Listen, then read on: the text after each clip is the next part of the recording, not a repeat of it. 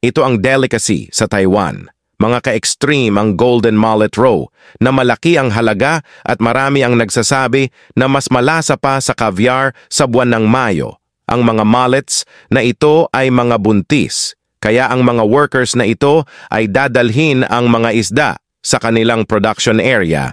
Habang natutulog ang mga mullets, ay hihiwain ang mga belly nito. Mga ka-extreme at sa kabila naman ay tatanggalin ang kulay gintong itlog nito.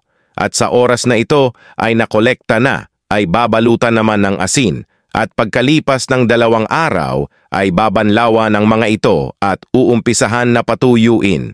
Marami rin ang prosesong ginagawa sa pagkain nito. At isa dito ay deep fry sa mullet roe o kaya naman ay patuyuin o apuyan lamang sa ibabaw. Nakatikim ka na ba ng mullet roe? Extreme, di ba?